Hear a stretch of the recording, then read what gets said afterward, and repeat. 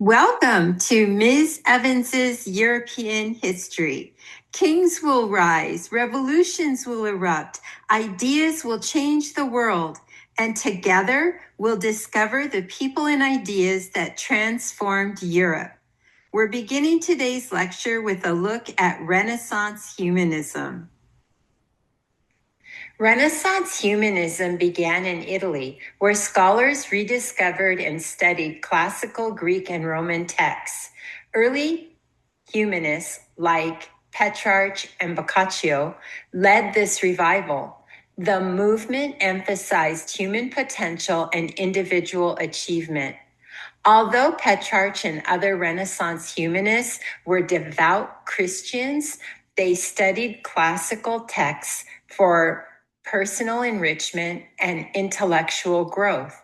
It's important to keep in mind that secularism during the Renaissance did not mean being anti-religious. It simply reflected a growing interest in non-religious subjects like literature, history, and philosophy. The invention of the movable type printing press by Johannes Gutenberg in Europe around 1450 is considered a major historical turning point. It made books faster and less expensive to produce, increased access to knowledge and literacy, and helped spread Renaissance, Reformation, and scientific revolution ideas across Europe. Petrarch perfected and popularized the sonnet, giving it a classic structure and themes that influenced poets for centuries. His poetry collection songbook includes more than 300 sonnets dedicated to Laura, his muse and idealized love interest.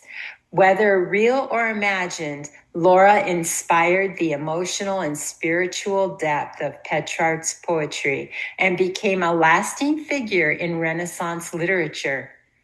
Vernacular is the everyday language spoken by ordinary people in a particular country or region. Why was civic virtue a new idea? It was a new idea because in the medieval society, personal salvation and religious life were the main focus. That focus changed during the Renaissance. The idea of civic virtue was inspired by classical Roman ideas. Thinkers believed that being a good citizen involved in politics, education, and service was a key part of a meaningful life. This idea was especially strong in Italian city-states like Florence, where leaders and educated citizens were encouraged to use their talents to improve society. Traditionally, thinkers like Plato, Aristotle, Augustine, and Aquinas discussed politics in terms of justice, virtue, or divine order. In Machiavelli's book, The Prince, and his other writings, he broke away from the classical and medieval tradition of discussing politics in moral, religious, or idealistic terms. Instead, he analyzed politics as it actually worked. Machiavelli treated politics as its own field and emphasized pragmatism and realpolitik, focusing on power, practicality, and self-interest. The idea of realpolitik means leaders make decisions based on what is effective and achievable. Machiavelli is often linked to the idea of realpolitik because he argued that rulers sometimes need to act immorally to preserve stability and power.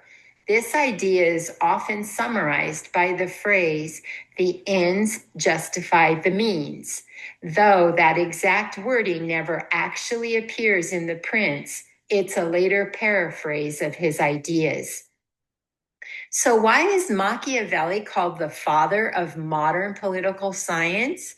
Because his ideas laid the groundwork for later political thinkers who built theories of the state, government, and power that shaped the discipline we now call political science.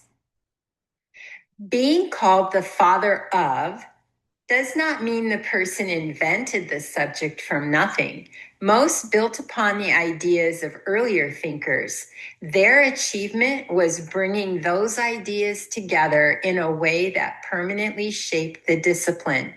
In general, a person earns the title father of because they pioneered a new way of thinking that transformed a field, organized existing knowledge into a coherent system or discipline, produced influential writings that became foundational texts, inspired later scholars who built upon their ideas, had a lasting impact that is still recognized centuries later.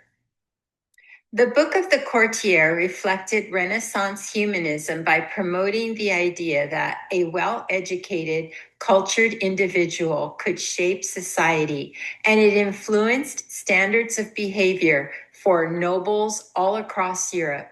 The oration reflected Renaissance humanism by placing value on human dignity, freedom, and the ability to achieve greatness through knowledge. Cranach was a German court painter in Wittenberg from 1505 to 1553. He created portraits, religious works, and mythological scenes, and worked closely with Martin Luther, helping spread Reformation ideas. Grunwald was a German artist known for painting intense dramatic scenes that depicted pain and suffering while reflecting deep spirituality.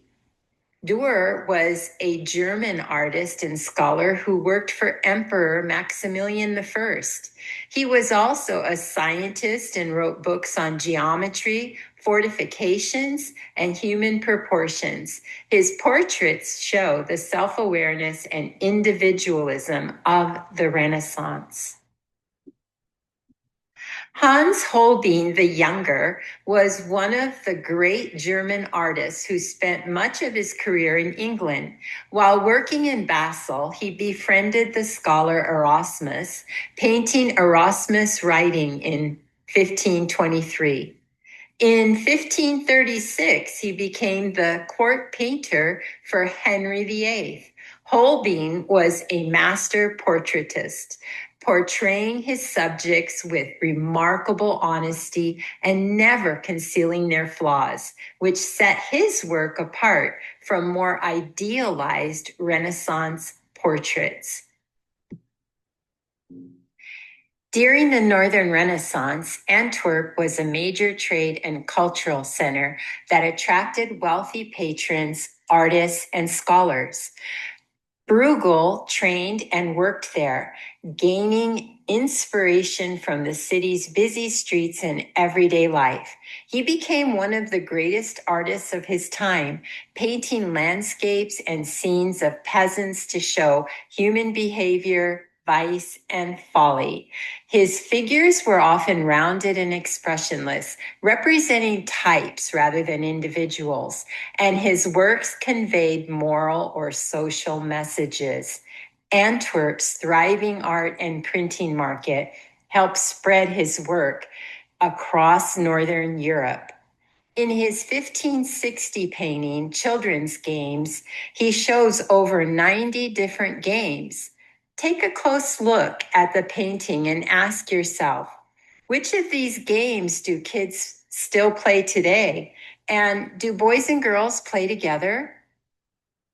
Now that we've reviewed details that differentiated the Northern Renaissance from the Italian Renaissance, pause the video to ponder and respond to this question. How did the Italian Renaissance differ from the Northern Renaissance? The Italian Renaissance took place from the 1300s through the 1500s and centered in cities like Florence, Rome, and Venice, with a focus on classical antiquity, humanism, perspective in art, balance, and the beauty of the human body. In regard to support for artists, in Italy, much of the patronage during the Renaissance came from the Catholic Church, especially the popes in Rome, and powerful banking families like the Medici in Florence. Northern Renaissance took place from the 1400s through the 1600s and flourished in regions like Flanders, Germany, and England. While the Northern Renaissance was influenced by Italian ideas, it focused more on detailed realism, everyday life, and landscapes, and artists often wove moral or religious themes into their work.